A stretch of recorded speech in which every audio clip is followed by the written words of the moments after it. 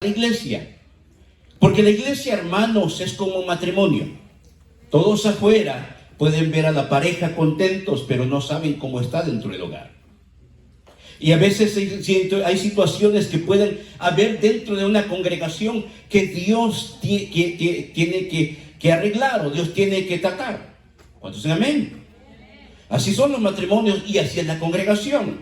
Porque no hay congregación en la cual podamos decir todo es perfecto. Todos necesitamos de una forma ser corregidos y ser dirigidos por la palabra del Señor. Le invito nuevamente, Hechos capítulo 6, cuando lo tenga puede contestar con un amén. Hechos capítulo 6, versículo 1 en adelante, dice la palabra del Señor de la siguiente manera: en el nombre del Padre, del Hijo y bajo la unción del Espíritu Santo. Amén. Dice así: en aquellos días, como creciera el número de los discípulos, hubo murmuración de los griegos contra los hebreos, de que las viudas de aquellos eran desatendidas en la distribución diaria. Entonces los 12 convocaron a la multitud de los discípulos y dijeron: no es justo que nosotros dejemos la palabra de Dios para servir a las mesas. Buscad pues, hermanos, de entre vosotros a 7 varones de buen testimonio, llenos del Espíritu Santo y de sabiduría, a quien encarguemos este trabajo. Y nosotros persistiremos en la oración y en el ministerio de la palabra.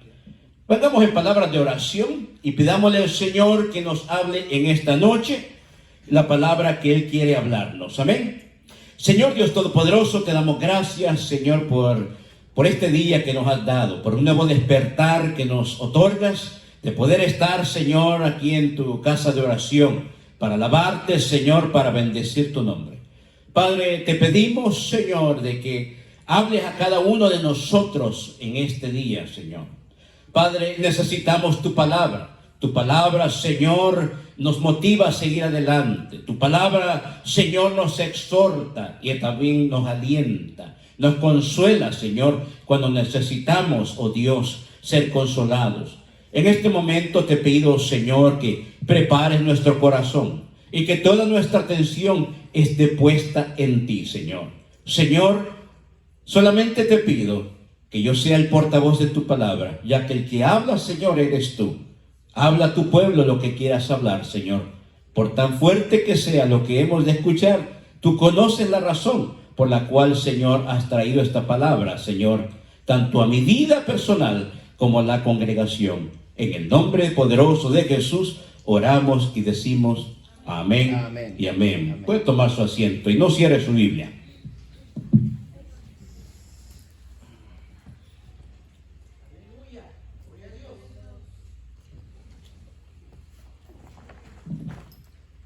Quiero hacerle una pregunta sincera. Y dentro de usted yo quiero que responda, no tiene que responder fuerte. ¿Cuántos quieren ver un crecimiento numérico en la iglesia? Yo creo que sería obvio que todos deberíamos de responder amén. Todos quisiéramos ver un crecimiento numérico en la iglesia. Pero ¿qué pasa cuando la iglesia de alguna forma u otra no crece? A veces nosotros cometemos el error de culpar al diablo, porque decimos el diablo aquí, el diablo allá. Pero yo quiero que usted entienda una cosa, y esto es lo que el Señor ponía en mi corazón hoy: que el diablo no puede detener el crecimiento de la iglesia, porque Jesús dijo: edificaré mi iglesia. Jesús mismo la va a edificar porque la iglesia le pertenece a Jesucristo. El problema es que a veces somos nosotros los que detenemos el crecimiento de la iglesia.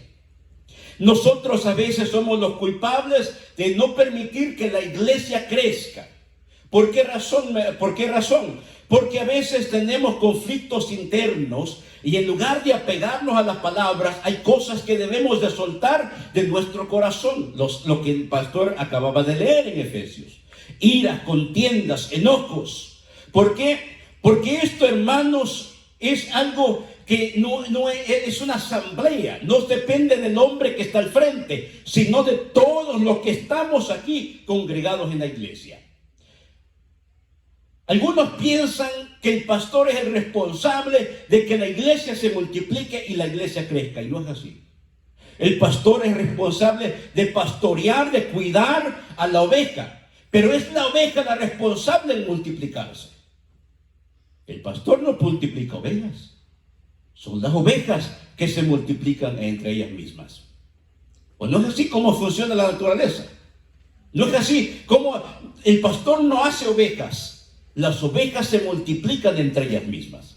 Pero hay un grave problema que destruye muchas congregaciones y detiene el crecimiento de las congregaciones.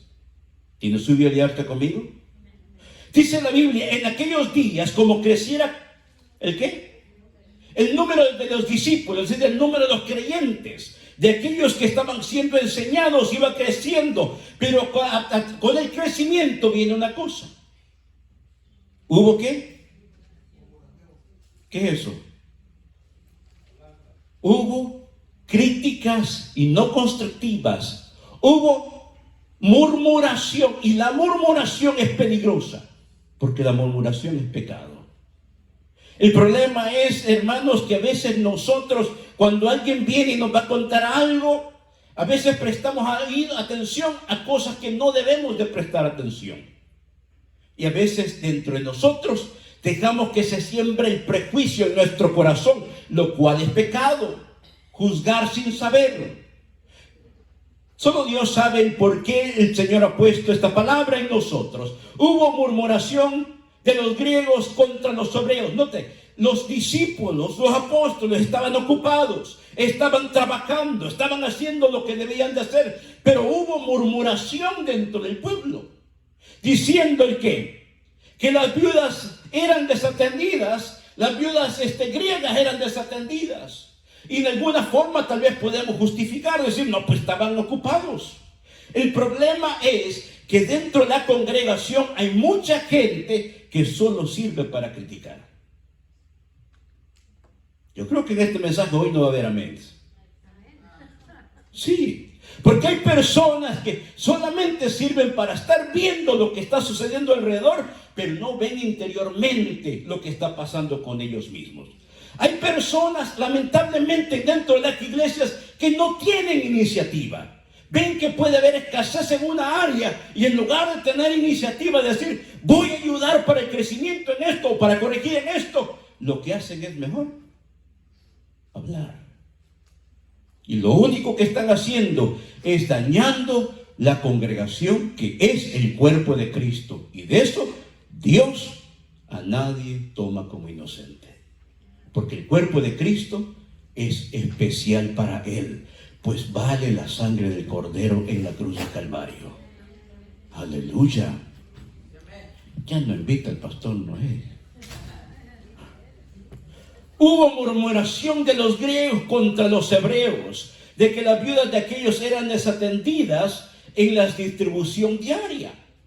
Note, en la área material había tal vez algún descuido por alguna forma, porque según ellos lo que murmuraban, tal vez podía ser, tal vez no lo sabemos, pero de alguna forma estos hombres estaban ocupados en lo que debían de hacer.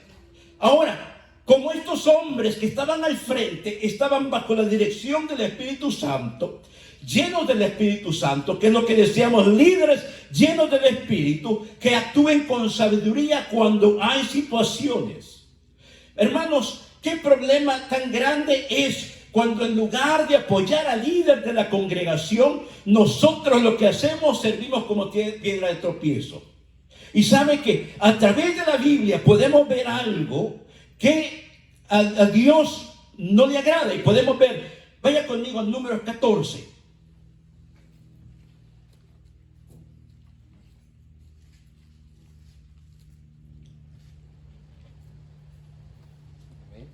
Número 14, versículo 10. Y note lo que dice la palabra del Señor en este pasaje. En números 14, versículo 10.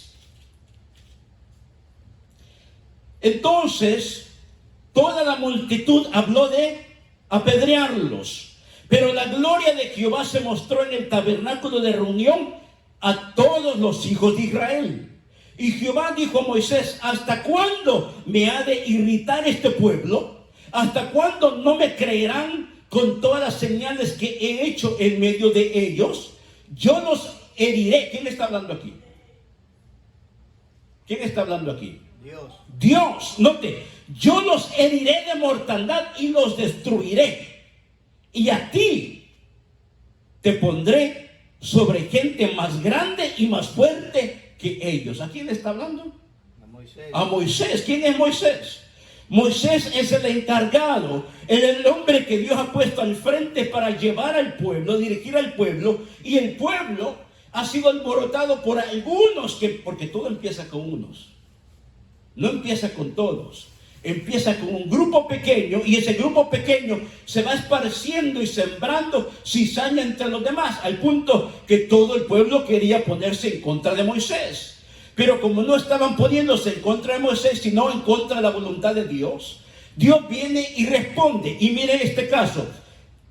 Pero Dios, versículo 12, yo los heriré de mortandad y los destruiré, y a ti te pondré sobre gente más grande y más fuerte que ellos. Le hago una pregunta. Póngase usted en el caso de Moisés. Que Dios le diría: ya no vas a lidiar con estos rebeldes, te voy a poner unos mejores que ellos. ¿Qué diría usted? Sí, Señor, destrúyelos y dame otros mejores. Unos que sí ofrenden y diezmen, Señor. Santo. Aleluya. ¿Verdad que esa queda fuera de nuestra actitud? A fin de cabo, tú eres el que está diciendo eso, Dios. Pero ¿qué es lo que dice Moisés? Pero Moisés respondió, versículo 13. Pero Moisés respondió Jehová: no, lo oirán luego los egipcios, porque en medio de ellos sacaste a este pueblo con tu poder, y lo dirán a los habitantes de esta tierra, los cuales han oído que tú, oh Jehová, estabas en medio de este pueblo, que cara a cara aparecías tú, oh Jehová, y que tu nube estaba sobre ellos, y que de día ibas delante de ellos en columna de nube, y de noche en columna de fuego, y que has hecho morir a este pueblo como a un solo hombre, y las gentes que hubieran oído tu fama hablarán diciendo: por cuanto no pudo Jehová meter a este pueblo en la tierra de la cual les había jurado, los mató en el desierto. Ahora pues, versículo 17, yo te ruego que sea magnificado el poder del Señor, como lo hablaste diciendo: Jehová, tardo para la ira y grande en misericordia, que perdona la iniquidad y la rebelión. Qué tremendo. Están a punto de apedrearlo, y en lugar de él decir: sí, Señor, destrúyelo, mira los que me van a hacer estos tremendos, ¿qué es lo que dice? Señor, acuérdate que tú eres tardo para la ira y grande en misericordia. ¿Qué van a decir los demás? Y están a punto de apedrearlo, ¿eh? Qué tremendo, ¿verdad? Vaya conmigo ahora a Éxodo capítulo 32.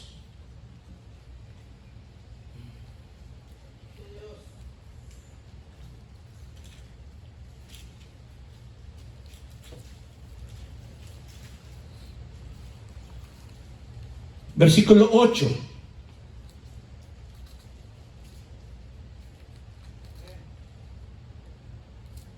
Versículo 7, vamos a empezar del 7.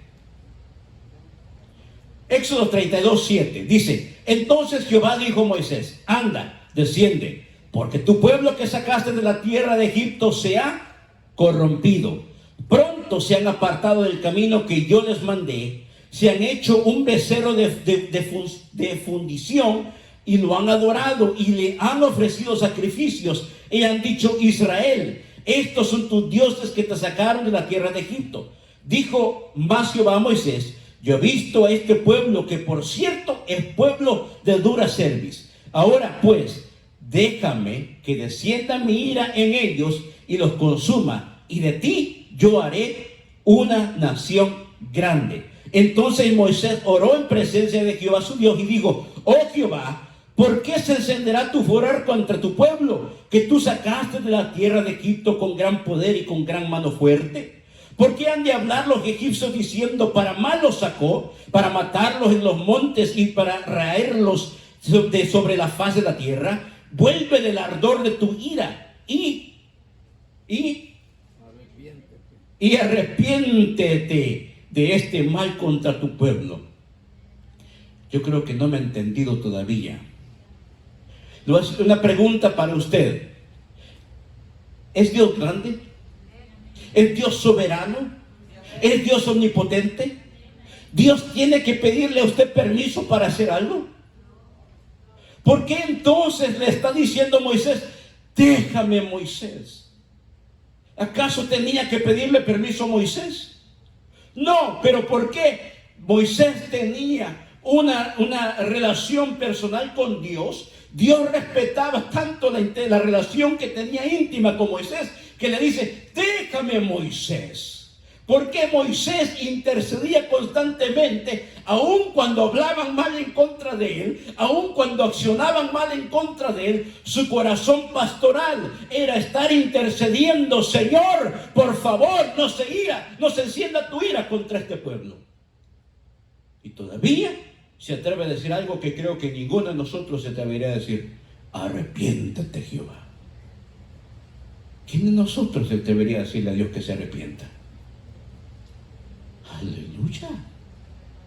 Nota el corazón de un siervo, el corazón de un líder que está viendo que la congregación la cual él está liderando, Dios le está prácticamente como diciendo, ya esto, te voy a quitar esto de dolor de cabeza. Si esto solo de dolor de cabeza te dan, solo te dan preocupación. Muchas veces hablan mal de ti y a veces están queridos hasta apedrear. Nosotros a veces no agarramos las piedras literales, pero sí piedras con palabras. ¿Y qué es lo que pasa? Tremendo. Arrepiéntete de este mal contra tu pueblo, le dice Moisés. Y miren lo que dice el versículo 13. Acuérdate de Abraham y de Isaac y de Israel, tus siervos, a los cuales has jurado por ti mismo y le has dicho, yo multiplicaré vuestra descendencia como las estrellas del cielo y las daré a vuestra descendencia toda esta tierra que he hablado y la tomarán por heredad para siempre. Entonces Jehová, versículo 14, ¿qué dice? Aleluya. Pero ¿qué es lo que hizo que tocara el corazón de Dios? La oración. Vaya conmigo nuevamente a Hechos hoy. Por eso los apóstoles dicen, no es justo que nosotros descuidemos nuestro trabajo para servir a las mesas. No es justo que nosotros descuidamos nuestra obligación, lo que es la palabra y la oración, para enfocarnos en áreas en las cuales los demás también pueden ayudar. Dentro de la iglesia hay mucha necesidad y lamentablemente muchos solo estamos sentados, con brazos cruzados, observando y criticando, mas no hacemos nada.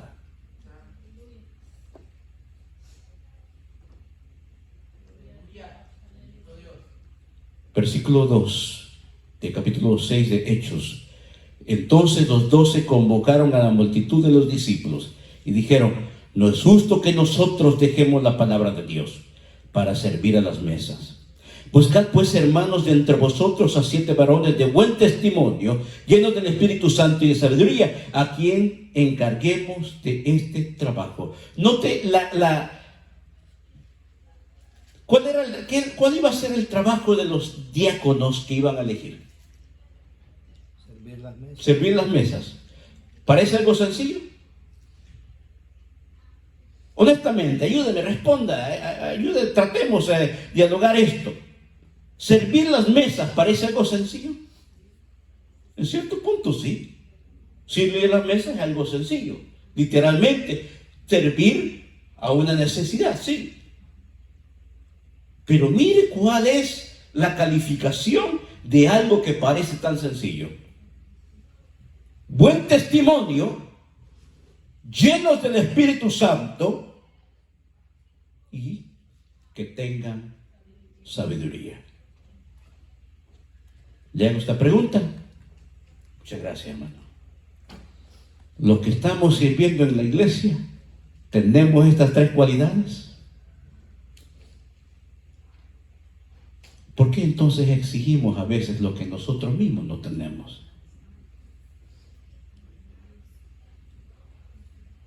Le dije que hoy no iba a haber muchos amenes. Creo que hasta el sueño se le va a ir hoy. Que tenga un buen testimonio. ¿Qué es un buen testimonio? Algo que no tenga de qué avergonzarse.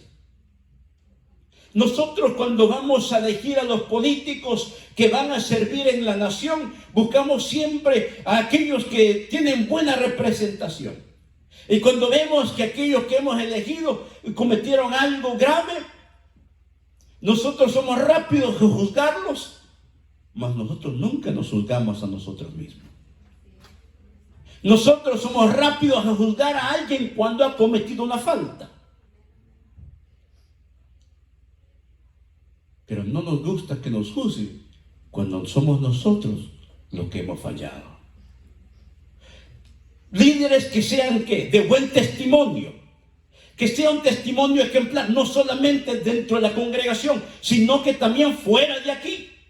¿Qué es lo que dicen tus compañeros del trabajo de que eres? Conocen que eres cristiano, no solamente por lo que dices, saben en tu casa que eres cristiano. ¿Cómo ve tu esposa tu testimonio en la iglesia? Amén. Amén. Porque aquí levantamos todos manos y adoramos, pero en la casa, ¿cómo nos comportamos? Aleluya. ¿Sabe que en este momento acabamos de escuchar una preciosa palabra? El Señor viene, preparémonos, iglesia, y es cierto. Y cuando nosotros venimos y predicamos sobre primera Tesalonicenses, ¿verdad? Capítulo 4, versículo 16, que el Señor mismo con voz de mando y con voz de arcángel y con trompeta de Dios descenderá del cielo. Dios, sí, gloria a Dios, pastor, yo estoy listo para irme. Pero vaya conmigo, primera Tesalonicenses capítulo 4. Quiero que vea algo muy importante. ¿Cuánto estamos listos para la venida del Señor? Hoy a nadie quiere responder amén. Aleluya. Primera Tesalonicenses capítulo 4, versículo 16. Porque el Señor mismo con voz de mando, con voz de arcángel y con trompeta de Dios descenderá del cielo, y los muertos en Cristo, es decir, los que descansan en Cristo, resucitarán primero. Luego nosotros, los que vivimos, los que hemos quedado, seremos arrebatados juntamente con ellos en las nubes para recibir al Señor en el aire, y estaremos siempre con el Señor. Ah, sí, pastor, aleluya, yo estoy listo. Predique que el Señor viene, pastor. Pero venga conmigo a los primeros versículos del capítulo 4. Del mismo capítulo, los primeros versículos, mire lo que dice el apóstol Pablo. Por lo demás, hermanos, os rogamos, no sabe qué es rogar, ¿verdad? Persistir. No es solamente te estoy pidiendo, no. Os rogamos, hermanos. Con un dolor os rogamos y exhortamos en el Señor Jesús, de la manera que aprendiste de nosotros, como os conviene conduciros y agradar a Dios, así abundéis más y más. Que no seas hipócrita en tu manera de vivir espiritualmente. No te vistas de cristiano, sé un cristiano, sé un verdadero ejemplo, tanto en tu hogar, tu trabajo y en la iglesia. Porque ya sabéis, versículo 2, que instrucciones os dimos por el Señor Jesús, pues la voluntad de Dios es vuestra santificación, que vivas en santidad, que os apartéis de fornicación, que os apartemos de todo práctica sexualmente de que está en desorden, fuera de la voluntad de Dios. El sexo es un regalo de Dios para el ser humano, pero dentro del matrimonio. Fuera del matrimonio es adulterio. Antes del matrimonio es fornicación, lo cual Dios condena. ¿Amén o no amén? Dios aprueba el sexo dentro del hogar. Le dice al hombre, gózate con la mujer de tu juventud. Pero dentro del hogar, todo lo que está fuera del hogar es pecado delante de Dios y no va a cambiar, siempre será pecado. Que cada uno de vosotros, versículo 4, sepa tener su propia esposa en santidad y honor. No ande viendo la mujer de otro. Aleluya. Que cada quien tenga su propia esposa en santidad y honor. Porque sabe que dentro de nuestro hogar y dentro de la intimidad debemos de honrar a Dios. No en pasión de concupiscencia como los gentiles que no conocen a Dios. Aleluya. Que nadie agravie ni engañe en nada a su hermano, porque el Señor es vengador de todo esto, como ya os hemos dicho y testificado. Pues no nos ha llamado Dios a inmundicia, sino a santificación. Así que el que desecha esto, note esto, el que desecha esto que el Señor está hablando, no desecha al hombre, no desecha al pastor Peña, no desecha al pastor Luna, sino a Dios, que también nos dio su Espíritu Santo. Amén o no amén. Amén. Aleluya. Entonces, estamos preparados para la venida del Señor. El Señor conoce tu hogar. El Señor conoce tu intimidad en tu hogar. El Señor conoce lo más profundo de tu corazón. Si tu hogar no está bien, corrígelo. Si tu relación en tu hogar no está bien, ponla en las manos del Señor y corrígelo. Porque si no, por más que gritemos, sí, pastor, me voy con él, con quien se va es con el anticristo. ¿Amén o no amén? Aleluya.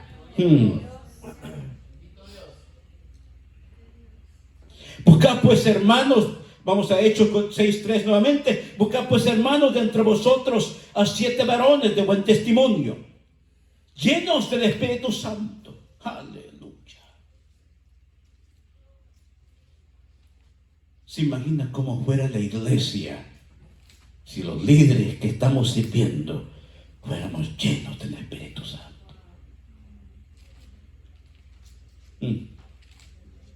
Si a veces cuando estamos acá con unas 3 lágrimas que nos salen, oh, el Señor me tocó.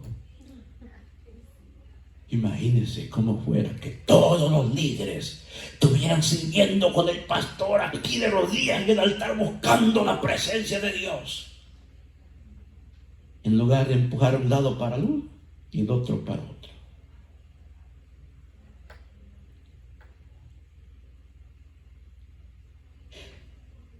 De una pregunta. ¿El Señor le ha puesto a usted en la iglesia para estar de acuerdo en todo con su pastor?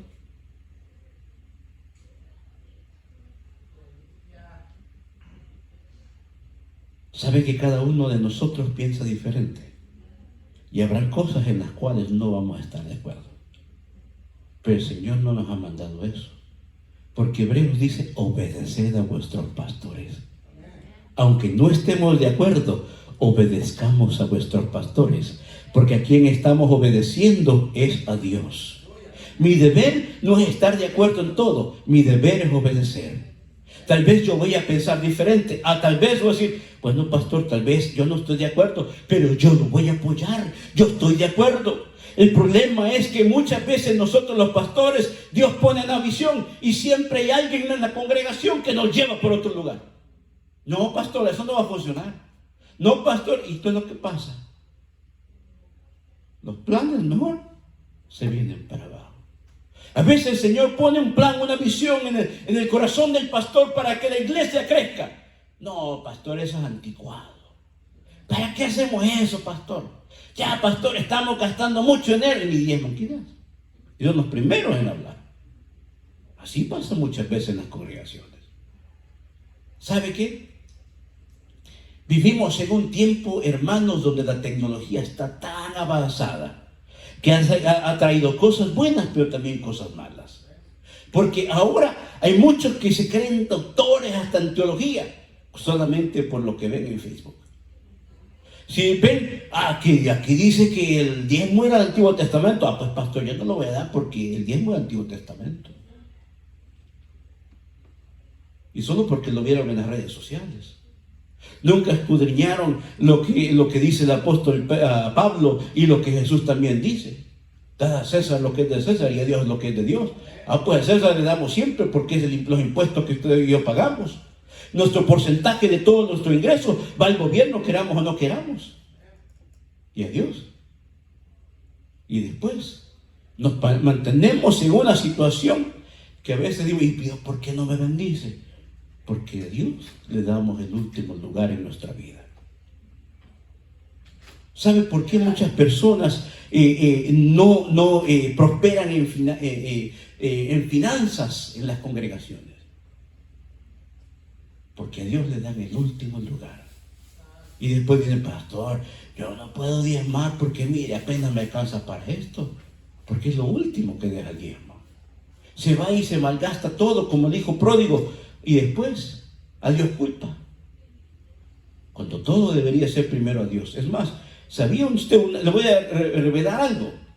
En el Antiguo Testamento, en cuestión de diezmos, era un diezmo de una parte, diezmo de otra, así que era más de un 10%. Y en el Nuevo Testamento dice claramente que todo lo nuestro le pertenece a Cristo. En otras palabras, no debería ser el 10%, sino el 100%. Si apenas damos el 10%, ¿cómo entonces daríamos el 90% o el 100%? No entiende el caso del hijo pródigo, del joven rico, que Dios le dice a él, al joven rico, Jesús le dice, cuando él hace la pregunta, ¿qué debo de hacer para heredar la vida eterna? Los mandamientos tú sabes, anda y vende todo lo que tienes y dáselo a los pobres. ¿Y qué es lo que hace él? No, se va triste mejor. ¿Acaso el mismo Dios, quien es el dueño de la plata y el oro, no puede multiplicar todavía esa riqueza que él tenía? Podía cuadruplicarla, pero su corazón estaba en su dinero, como muchos en la congregación, que podemos ir a malgastar en todas otras cosas, pero para la iglesia cuesta ofrendar, para la iglesia cuesta dar hasta un diezmo.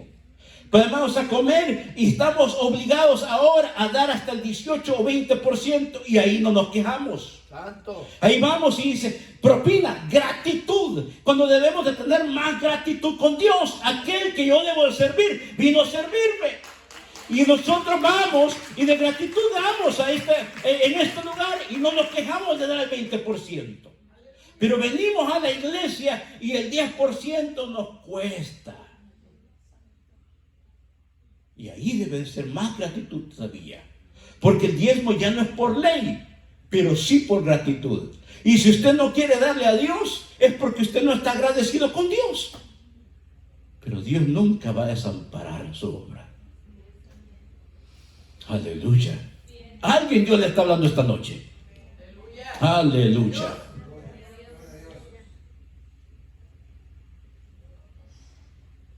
Y la ofrenda. ¿Sabe lo que es la ofrenda, verdad? La ofrenda, para nosotros la ofrenda viene a ser aquel dólar que siempre damos cuando está la recolección, esos bonitos cantos, hasta oramos, Señor, bendice la ofrenda que estamos dando. La ofrenda es un sacrificio que usted está dando a Dios. Después de haber dado su diezmo, lo que a Dios le corresponde, lo que Dios ha pedido, después que usted ha cumplido con su obligación financiera de poder aportar a la obra del Señor y dar su diezmo, su ofrenda es un sacrificio. Su ofrenda, en otras palabras, tiene que dolerle. Pero nosotros no lo entendemos así. Estamos con el dólar. ¿Nos duele el dólar? ¿Es un sacrificio el dólar? Le voy a poner este ejemplo. Si usted va a hacer un ayuno y se pone el ayuno, se lo propone a las 8 de la mañana, pero lo que es a las 6 de la mañana se sació de bastante comida. Ay, ay, ay. Y viene a la iglesia, está orando con los demás, leyendo la Biblia, llegó a las 5 de la tarde y usted, no me dio hambre, pastor. ¿Hubo sacrificio? No hubo sacrificio, de nada sirvió. Lo mismo entonces es nuestra ofrenda. Nuestra ofrenda, mi amado hermano, es un sacrificio que surge de nosotros, que nace de nosotros. Y Dios bendice al dador alegre, así dice su palabra.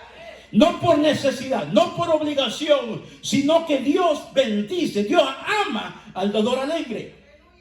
Porque no nos duele, lo hacemos con alegría, porque sabemos que aquel que es dueño del oro y de la plata va a multiplicar todavía. No lo hacemos para que nos dé, lo hacemos porque ya nos dio. Y todo lo que yo necesito, Él lo va a proveer, porque Él es mi proveedor. Aleluya. Otra cosa, la Biblia dice que nosotros somos reyes y sacerdotes. ¿Quiénes son a quienes traían la ofrenda anteriormente? A los reyes y los sacerdotes. Entonces usted está dando una ofrenda a Dios como sacerdocio. Pero le estamos dando la ofrenda a veces de Caín, lo que nos sobra.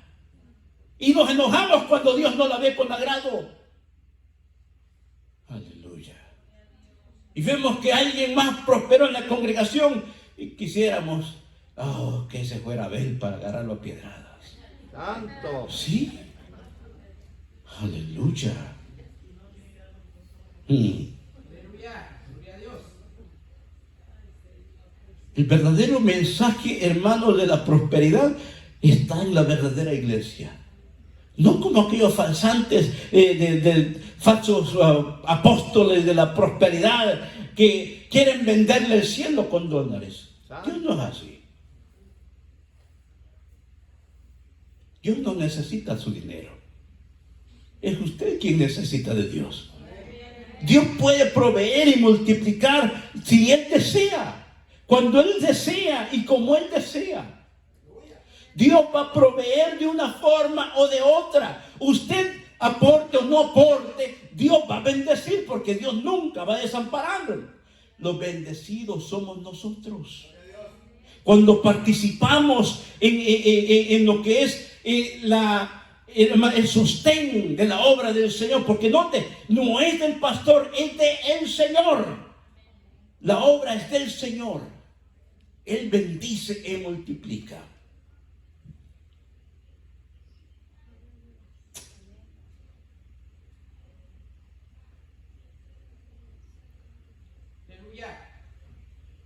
Qué diferente fuera si nosotros pusiéramos más el enfoque en el Señor que en las cosas materiales, como el trabajo o el dinero, del cual hacemos un ídolo que detiene la bendición espiritual en nuestra vida. Pues vamos al capítulo 6 de Hechos. Entonces los 12 convocaron a la multitud de los discípulos y dijeron: no es justo que nosotros dejemos la palabra de Dios para servir a las mesas.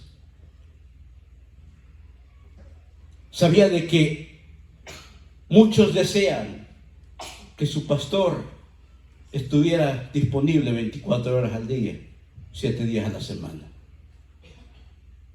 Pero muchos no están dispuestos a colaborar para que su pastor también estuviera disponible 24 horas al día, 7 días a la semana.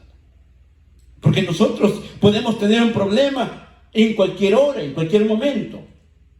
Los problemas no surgen de 6 de la tarde a 10 de la noche. Los problemas pueden surgir en cualquier momento, en cualquier madrugada o en cualquier momento del día. Los pastores están obligados a trabajar. ¿Por qué? Porque hay un sostén que mantener su familia. Y de afuera de la congregación, no solo dentro, fuera de la congregación hay un concepto erróneo de muchas personas que hablan mal y critican mal a los pastores que se dedican 24 horas al día, y es decir, pastores que están al tiempo completo en la obra. Le hago una pregunta a usted. Si su pastor pudiera tener más tiempo dedicado a lo que es la oración y la palabra, ¿fuera bendecida la iglesia? Póngase usted como pastor. Tiene que ir a su trabajo. y sabe que tiene que venir a predicar, digamos, 7 o 5 veces o 3 veces a la semana, por ejemplo, o 4 veces a la semana, ponga usted fecha. En ningún momento le queda tiempo de estar de rodillas 4 horas orando para que el Señor bendiga ese mensaje. No le queda tiempo para estar estudiando con mucho tiempo la palabra, porque tiene bastantes trabajos, uno como padre, otro como pastor y otro como empleado. No puede descuidar, tiene que estar obligado a atender cada necesidad en su momento. Llega del trabajo cuando ocupado, anda haciendo lo que tiene que hacer, sale corriendo y ahora viene a la iglesia y le toca predicar. No le ha quedado mucho tiempo de poder pasar tiempo en la escritura. Y solo depende de la misericordia de Dios. Que Dios le toque, que Dios hable.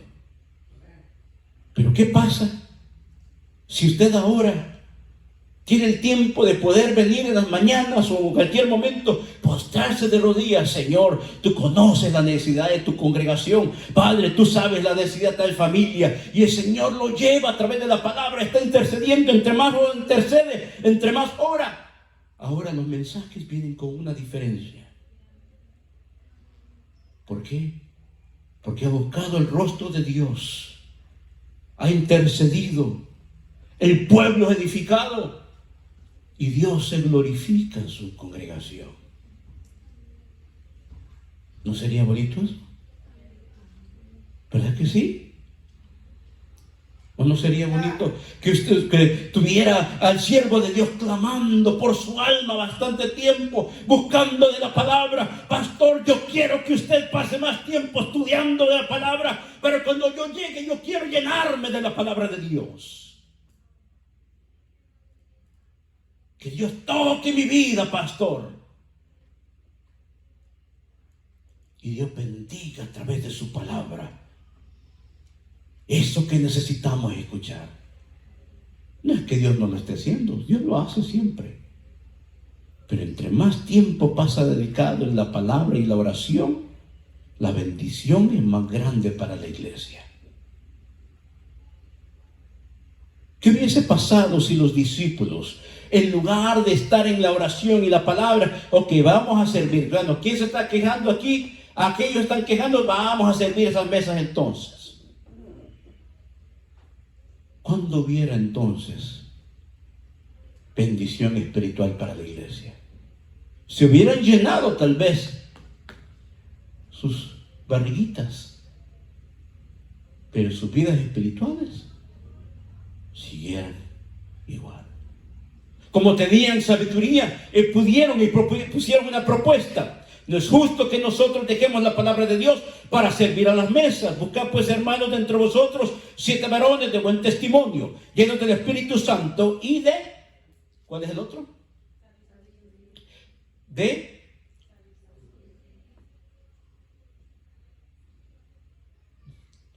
¿Sabe lo que es la sabiduría? Vivimos en un tiempo tecnológicamente avanzado. Nuestros hijos tienen más conocimiento que nosotros en la área tecnológica. Usted puede darles un teléfono bien pequeño de edad y le saben todo lo que el teléfono puede hacer. Usted apenas puede mandar un mensaje y está, ¿cómo se hace esto? ¿Cómo se toma una foto? Y ellos, rápido, sin que usted le explique, saben hasta instalar juegos y lo que sea, ver películas y todo, y usted apenas ha aprendido a escribir unas 3 palabras ahí para enviar un texto.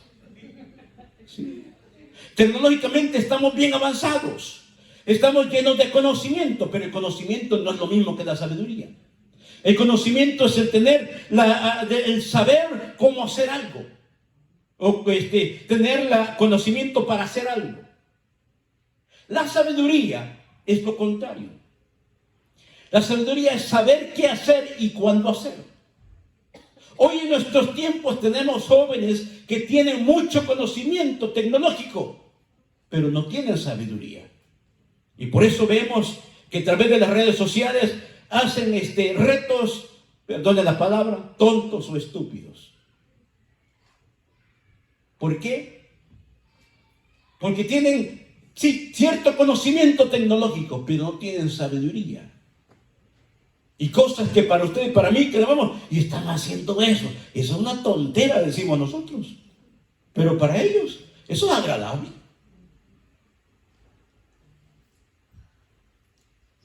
Anteriormente, en nuestros países, la gente del campo tal vez no tenía estudio, pero tenía una sabiduría. Hoy en día, hasta para sacar las matemáticas, las tablas, tenemos que usar el celular como calculadora. Hasta para sacar la tabla del 3 o del 5.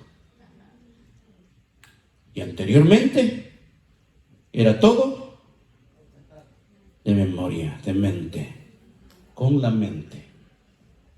Ahora no sabemos ni los números de teléfono de fulano, porque todo dependemos que están guardados acá.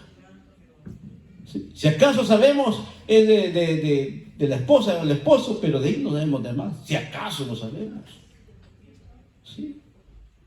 Antes era todo memorizado. Los números de teléfono eran memorizados. Porque no teníamos de qué depender. Estábamos forzados, usábamos más la mente. Antes, usted puede ver que en nuestros países había ancianos que tenían bastante memoria, para decir bastantes versículos de memoria. Y nosotros apenas decimos el Salmo 23 y nos equivocamos. ¿Sí? Porque dependemos mucho en la tecnología que tenemos. Anteriormente, los campesinos en nuestros países no tenían, como le digo, el conocimiento tecnológico, pero con solamente ver el sol sabían la hora que era y sabían cómo era el tiempo. Y nosotros, con tanto internet y tanta tecnología, en lugar de ir avanzando y volvernos más inteligentes,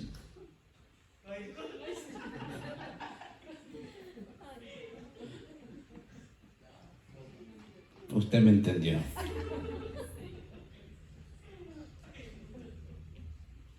Sabiduría, entonces, es saber qué hacer, cuándo hacer y cómo hacer. Porque se necesitan líderes con sabiduría, y sabiduría de lo alto, no sabiduría de hombre. Sabiduría de lo alto para poder tratar los asuntos de la iglesia. El problema es que a veces, dentro de la misma iglesia, lamentablemente hay líderes que son los que riegan la mala información, cuando debería haber discreción en algunos asuntos, no para encubrir pecado, sino por la naturaleza de la situación y para llevar esa situación en las manos de Dios. Y que el diablo no tome ventaja. Y a veces lo que pasa, si es un hombre, le voy a decir solamente a mi esposa, y mi esposa le va a decir a la fulana de tal, y fulana de tal le dice a tal fulana. Al punto que después, en lugar de causar algo de beneficio en la congregación, causó daño en la congregación. Y le hago una pregunta. ¿Quién es el único que se alegra cuando la iglesia se divide? ¿Por qué razón? Porque Él fue el primero en dividir una gran congregación allá en el cielo. Él fue el primero en sembrarles mentiras en el corazón a los ángeles cuando Él se rebeló. Tanto así que 1/3, dice la palabra, ¿verdad? 1/3 del cielo, de ángeles, de huestes celestiales, fueron expulsados con Él. ¿Por qué el Señor traía esta palabra? Solo Dios sabe lo que pasa dentro de la iglesia. Yo no lo sé. Dentro de nuestra congregación pastoral surgieron situaciones que como quisiéramos nosotros haberlas tratado de alguna manera diferente en el momento. Pero a veces estas experiencias nos ayudan para poder exponerlas a otros que no se vuelvan a repetir. Porque aquel que murmura en la congregación y siembra cizaña en la congregación, aunque después se vaya de la iglesia, le digo una cosa: la justicia de Dios siempre llega, porque la iglesia es de Dios. Y todo aquel que divide una iglesia, ¿usted cree que Dios lo verá con agrado? El mismo Jesús dijo: mejor le valiera que sé qué. Y se arrojara que hacer tropezar a uno de mis pequeñitos. El problema muchas veces que nosotros a veces tenemos con el liderazgo es que a veces nosotros criticamos el trabajo del otro que está al frente y a veces decimos: yo puedo hacerlo mejor. O hasta Dios, a él, no solo a él Dios le puede hablar, Dios me puede hablar a mí también. Una vez a mí nos pasó con unos líderes en la congregación, cuando unos hermanos se habían reunido, y ustedes no los conocen, así que puedo hablar de este tema. Se habían reunido para conspirar. Pero ¿saben lo precioso? Es que Dios siempre, de una forma u otra, alerta, porque a Dios nada le cae por sorpresa. Y en una ocasión Dios nos lleva con mi esposa a la oración, a buscar de su rostro. Nosotros no sabíamos ni quién era, ni lo que iba a pasar. Solamente Dios había puesto en nuestro corazón buscar de Dios, porque algo estaba sucediendo.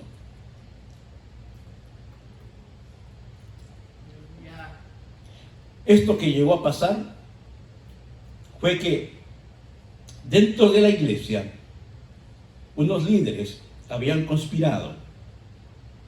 ¿Sabe que siempre el problema con los pastores es que los acusan con las finanzas de la iglesia? Y en este caso estos hombres habían conspirado de tomar del alfolí algo que para según ellos hacer algo bueno, pero según ellos podían sobrepasar la autoridad pastoral. El pastor no es mayor que nadie, pero el pastor es el líder que Dios ha puesto en la iglesia. Y ellos dijeron, cuando se les confrontó porque había evidencia contra ellos, ellos dijeron: nosotros no tenemos por qué decirle a usted, nosotros somos igual que usted. Nosotros somos y tenemos la misma responsabilidad que usted. Así que nosotros tenemos la misma autoridad que usted y no tenemos que decirle nada. ¿Sabe quién más dijo eso en la Biblia? Vaya conmigo a Números capítulo 16.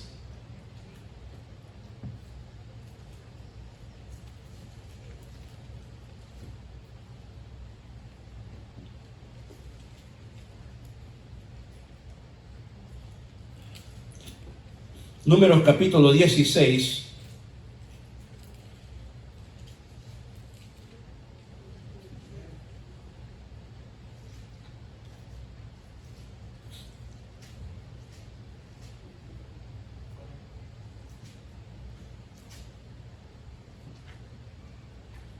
Esto no lo tenía, así que permítanme un momento.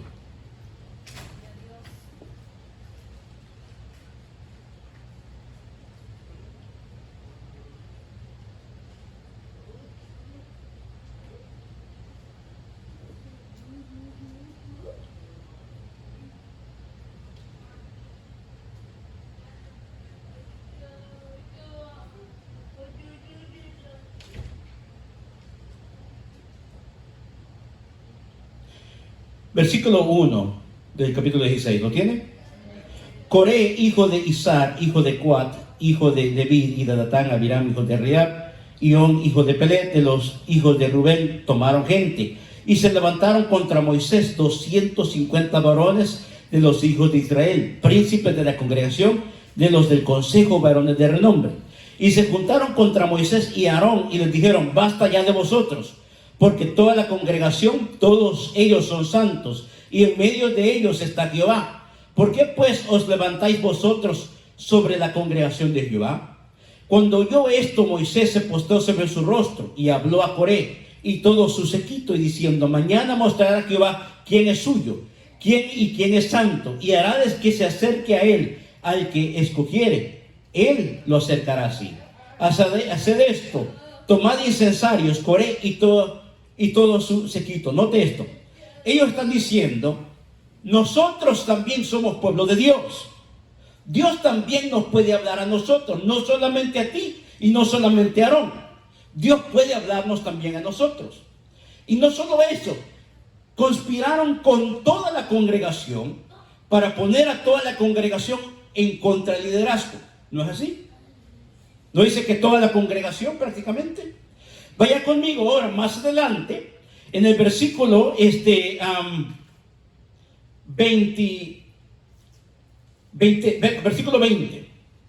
del mismo capítulo. ¿Lo tiene?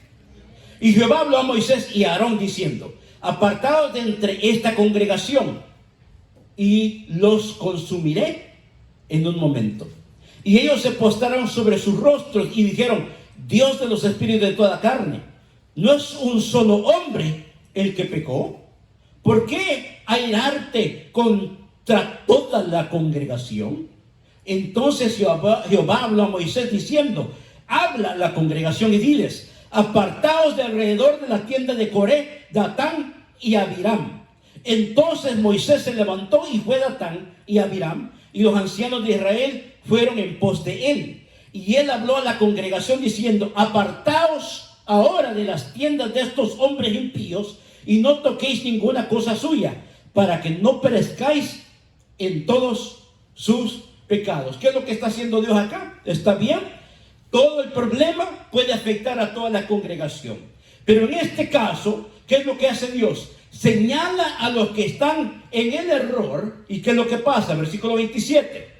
Le dice a la congregación: apártense de ellos, no sean cómplices de su pecado. Y versículo 27, y se apartaron de las tiendas de Coré y de Datán y de Abiram de alrededor. Y Datán y Abiram salieron y se pusieron a las puertas de sus tiendas con sus mujeres, sus hijos y sus pequeñuelos. Y dijo Moisés: en esto conoceréis que Jehová me ha enviado para que hiciese todas estas cosas, y que no las hice de mi propia voluntad. En otras palabras, aquí ustedes van a saber si Dios verdaderamente me ha llamado, si Dios verdaderamente ha estado conmigo. Versículo 29. Si como mueren todos los hombres murieren estos, o si ellos al ser visitados siguen a la suerte de todos los hombres, Jehová no me envió.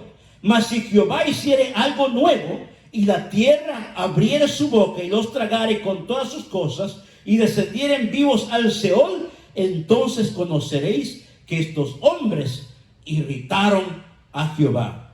Note, hablar contra un siervo es irritar el corazón de Dios. Versículo 31. Y aconteció que cuando cesó él de hablar todas estas palabras, ¿qué sucedió? Se abrió la tierra que estaba debajo de ellos. Abrió la tierra su boca y los tragó a ellos, sus casas y todos los hombres de Coré y a todos sus bienes. Y ellos, con todo lo que tenían, descendieron vivos. ¿A dónde? ¿Qué es ese lugar? ¿Sabes qué es ese lugar? Seol es sinónimo, de infierno.